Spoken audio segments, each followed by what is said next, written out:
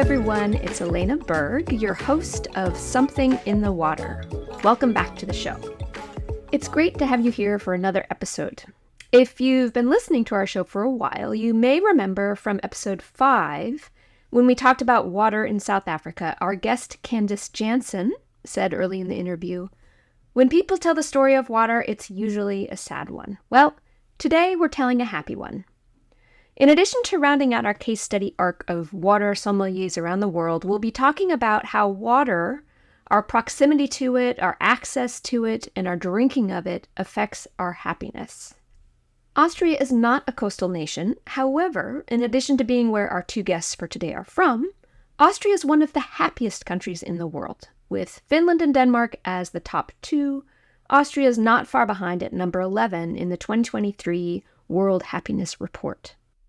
This report looks at 6 variables: GDP per capita, social support, generosity, perception of corruption, freedom to make life choices, and health that's measured by life expectancy at birth. In fact, there are many different indices that rank relative global happiness, well-being, or development, and what is and isn't measured is quite hotly debated among researchers and policymakers. So, while this is not a comprehensive list, you could say it hits a lot of the major themes of many indices.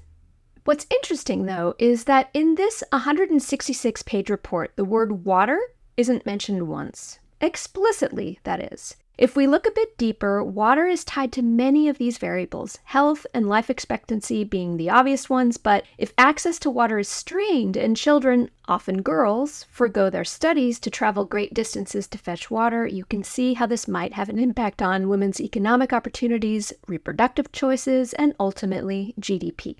So there's a lot of research linking proximity and access to water with well-being, both economic and psychological. Phumsith Mahawirachai and Suarut Panjai published in the Journal of Happiness Studies in 2017 that piped water access improves well-being in rural communities in Asia, specifically through time saving and convenience.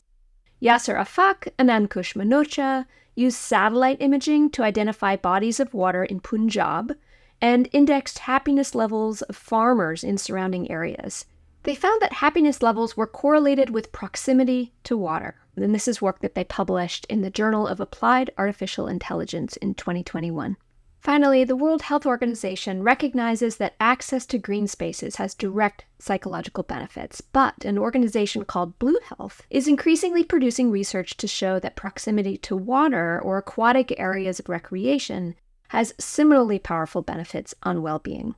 So, if it wasn't clear before, yes, we all know we need water to survive, but research is also showing that we need water to enjoy. Being able to use water to play, to relax, and to experience is also very important to our health.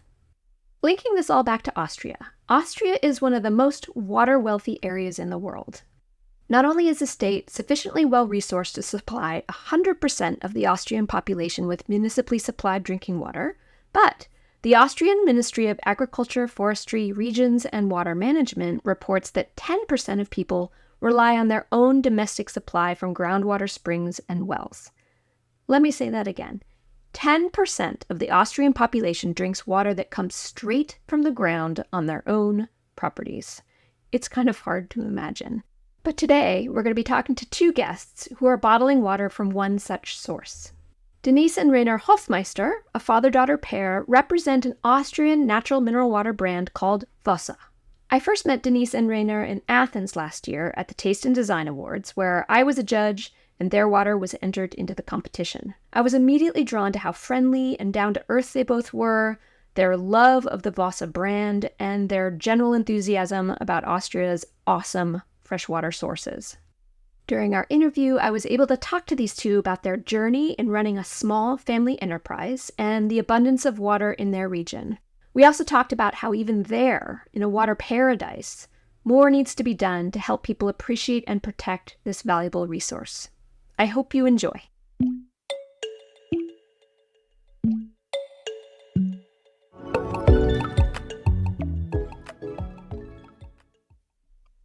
Excellent. It started. Yep. How are you? How's everybody? Great. Yeah. First, I want to say thank you so much for coming on the show. I've really enjoyed getting to know you 2 and your beautiful water. I guess my first question would be, is if you could tell us a little bit about your brand and how you got started. Maybe we will do it quick in the form from the water. Telling it from the view of the water. It's also part of our storytelling, so maybe that works fine. Yeah. I'm Wossa. I'm spring water from Austria, from Carinthia. My name is Wossa, which means water in our local dialect. I'm from a marble spring at a height of 1,110 meters. I'm hand bottled. I'm a source of hydration for animals, plants, and also now humans. I'm running an ecological environment and a farm. The farm is about 300 years old. My taste is soft, it's round, it's fresh, and yeah. I mean, for us in Austria, water it's just there. You open the tap, you can drink it, it tastes amazing. And maybe you can tell a little bit about the story about how we got started with Wossa. Yeah, it was really a funny thing because our tax advisor told us about an opportunity for an investment and selling water. And the first thinking was it makes no sense to sell water in Austria because we have really a high quality water and we use in the moment the water from the pipe also for the toilet, and you can drink the toilet water. So it's really unbelievable. So what then pushed you over the edge to feel like this particular water is really worth putting into a bottle and marketing and sharing with the world? I would say it's taste. For me, it was the taste. When they told me to bottle water, I was like, really? And then I started investigating and I actually tried the water from that spring. I was like, okay, it really tastes different. On your tongue, it's just different. We also really used to the nature, the mountains surrounding us. Like if I open here the window, I can see mountains all around us, nature, green. And when we think about selling water, it's also bringing that sense of nature to people around the world even. For me, it was the same experience. We met some tastes here in the office, some famous brands of Austria and our small brands and the Lord of the Pipe. And you can really feel the difference. And we were very successful with the first taste ceremony or the Taste award in, I think, Slovenia it was. Yeah, they won the bronze medal. So we were sure that we are on the right way and we should follow with all our energy this opportunity. And the TDS is 13. Yeah. So just to follow up on this, Rainer is referring to the Fine Water Society's Taste and Design Awards, which I've mentioned before. And that year they were held in Bled, Slovenia. This was in 2021. That was the first time I'd acted as a judge, and it was this wonderful event in this absolutely stunning location. Rainer also mentioned the TDS of 13, which is extremely low and gives the water a really soft, sometimes slippery feel. As a reminder, TDS stands for total dissolved solids, basically the weight of the minerals that are left over if you boil off the water. So distilled water has a TDS of 0, and it's measured by milligrams per liter, and it goes up from there. So tap water in most places is typically in the range of maybe 200 to 400 TDS, but some mineral waters can be, either lower than that or all the way up into the thousands. So by comparison, ocean water, super salty, has a TDS of about 30,000. So the farm itself belongs to your friend who has rights to the spring, is that correct? Yeah. Exactly. Okay. Has this been in his family for a long time? Yeah, 300 years. Yeah. Got it. Okay, now I'm trying to connect all the dots. All right, so it's like family, friends coming together and deciding that this is a project worth pursuing. Yeah. Exactly. Okay, I get it. That's really exciting. So it's like family for us. And also the owner of the spring is a friend. So we have a really good relationship with. It's a really old farm and it's unbelievably beautiful. Cannot imagine. You have to see it. Oh, I would love to see it one day.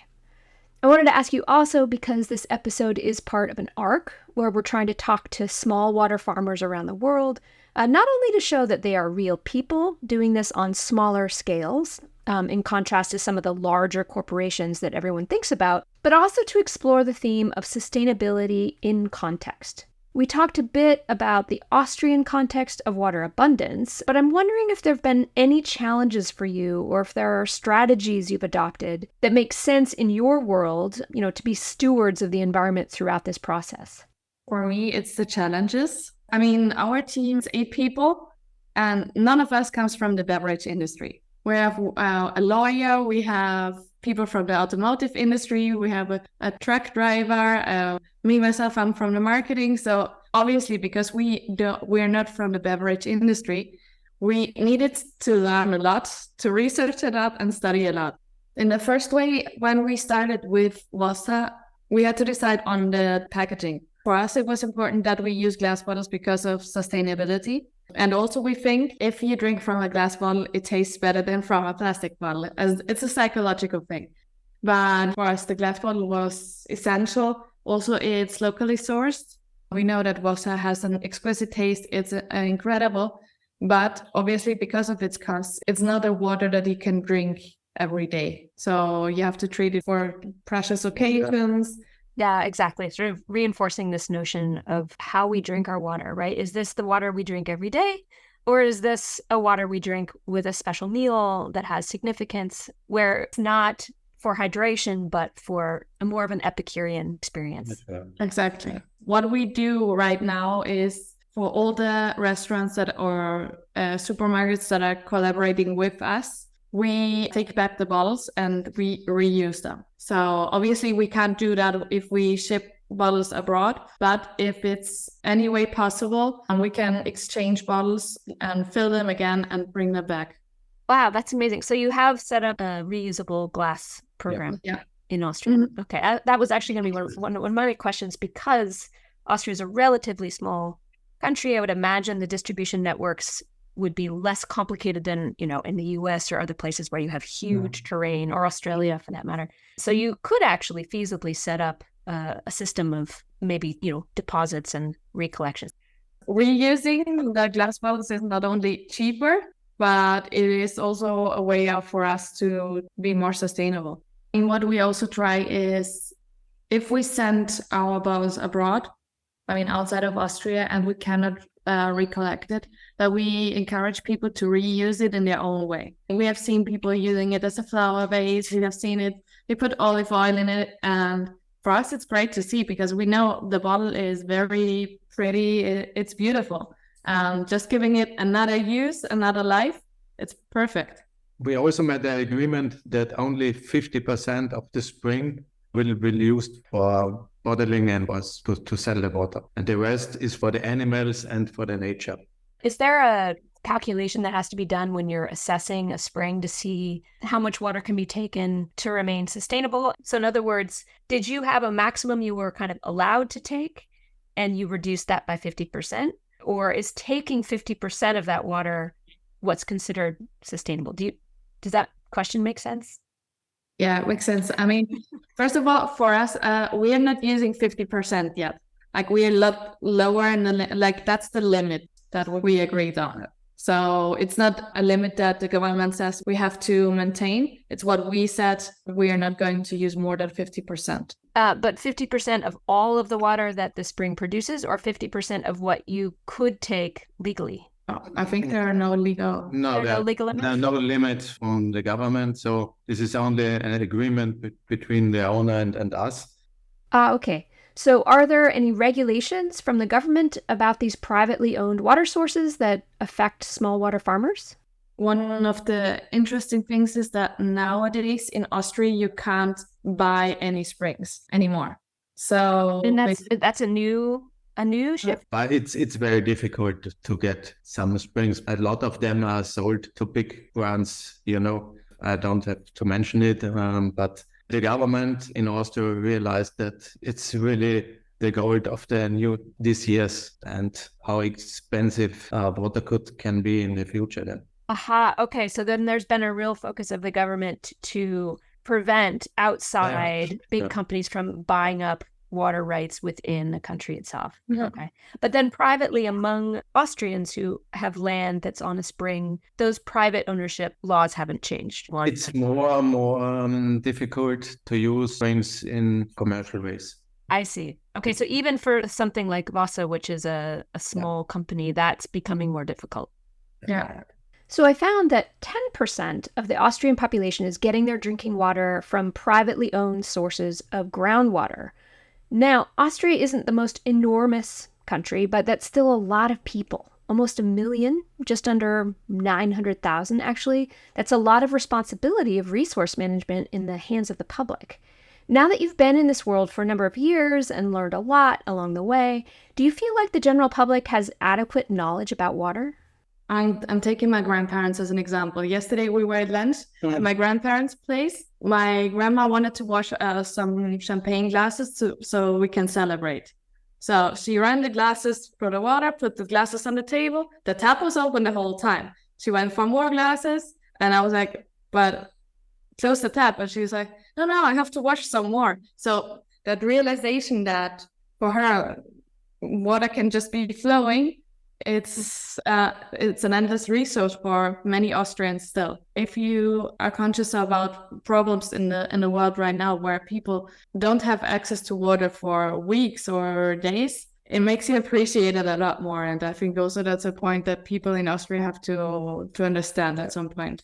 Well, and that water scarcity, or at least access to fresh water, clean fresh water, that scarcity will rise for everyone, even Austrians, right? Presumably at some point. The hard part is, of course, you can't turn the water off in Austria, and that doesn't translate into somebody across the world having that much more water in their tap, right? Sadly, these are also regional problems that need to be solved. But in general, that awareness of how precious a resource it is and will become even more precious with time. Yeah. But you're lucky to live in a place where you're relatively protected, at least for the short term. I mean, I think in Austria at the moment, people are getting more conscious about water sources, water in general. At the moment, people are still like, okay, our tap water is already that good. I don't have to worry about anything. Now I feel like people start to think about it a lot more, getting to know where the water comes from, also about the water footprint. In my opinion, what we should do in general is to educate from young ages. I know that many schools already have programs where they teach about healthy eating, ecological food production, and so on. But really none of these projects, they talk about water. And water is so essential to all of that. Well, I mean, I'm an educator myself of environmental science, so I'll always be in support of more water education. But objectively, I think you're absolutely right. I think it's needed, and, water does underpin all of these things.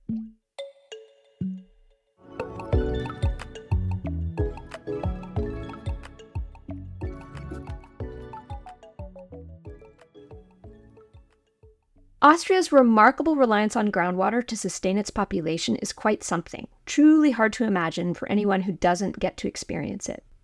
Now that we've traveled, met, and talked to small water farmers from a few different corners of the globe, I think now is a good time to reflect on it all. One of the things that I've learned is that context is crucially important when it comes to understanding anything, and certainly water.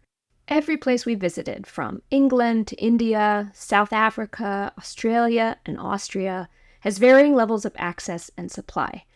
This means that water needs and challenges look different wherever you go. The infrastructures available to supply water and to handle waste look different. All of this has prompted different choices related to business models, and of course, the water itself is different due to the unique source and its impact on minerality and taste. I suppose the biggest lesson I've learned from these conversations is that there are no simple fixes to our social and environmental problems.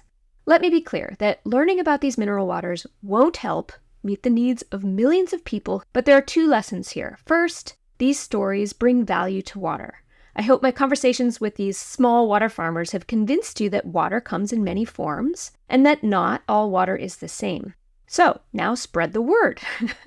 Let everybody know this. Second, these conversations have highlighted the importance of local solutions. For the most part, the mineral waters I've been learning about are focused on bringing pleasure to people who already have what they need to survive. For the most part, mineral water is a luxury. So the question becomes, given water's symbolic meaning, how can those sources be drawn on sustainably with minimal environmental impact? Plastic is readily available and reliably recycled in India, for example, so it's not surprising that Ava Water would integrate plastic into its business model. In the UK, Crag spring water is focused on local distribution, which means that reusable glass is a good option for them. That brand is also developing an aluminum line, but in Australia, where recycled aluminum is very hard to source, that might not be the best way forward there. Not to get too sappy, but we also got to see how passionate individuals alongside engaged communities can, potentially, make a difference over natural resource management. It can be easy to feel like problems are so big, so much bigger than us, and that I think it's really important to platform these individual stories to give people hope and momentum. If I could say one final note about this tour of small bottled water factories, my goal was never to say that we should be drinking bottled water every day, all the time. Instead, my goal was threefold. 1, to introduce and humanize the water sommelier and show that the bottled water industry is not just made up of these giant global conglomerates. 2, to show that not all waters are the same, right? That not all water is exactly H2O. There's more to it than that. And the mineral water that you drink comes with a story that includes a natural source, unique flavor qualities, and the people who make it accessible to you. And 3, to encourage you to get curious about where your water comes from, whether that involves experimenting with fine water brands or simply paying more attention to the taste profile of the tap waters that you're drinking. So I hope I've accomplished at least these goals. The first 5 episodes of this series focused heavily on people's stories. Moving on from this arc, the next couple of episodes will look a little, or, well, I guess sound a little different. We're going to be meeting some researchers and experts in some of the most pressing water issues, including tap water standards, water ownership, and the future of the fine water industry. As always, thanks for listening and see you next week.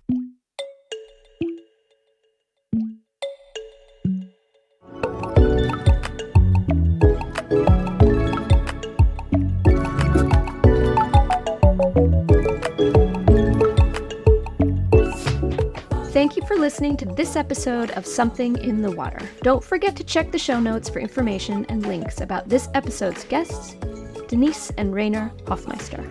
Please join us back here wherever you're listening to this in 1 week's time for our next episode. We've finished our story arc of small water farmers, and now we'll move on to some major themes and debates around water. And we've spent a lot of time talking about the bottle.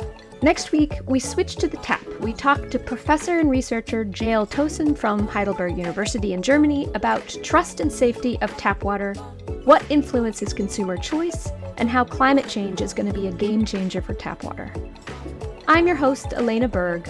This podcast was produced and written by myself and Clark Marchese. This is a Pine Forest Media production, and full transcripts can be found at pineforestpods.com. The music you're listening to was produced by Joseph Salvat, my friend, and previous guest on the show. Cover art was made by Sarah Glavin, and the show was edited by Clark Marchese. Finally, thank you to the American University of Paris for making this podcast possible. If you feel called, writing a review and giving us a 5-star rating is the best thing you can do to help us out so we can make more science-y podcasts in the future. Bye-bye, and see you next week.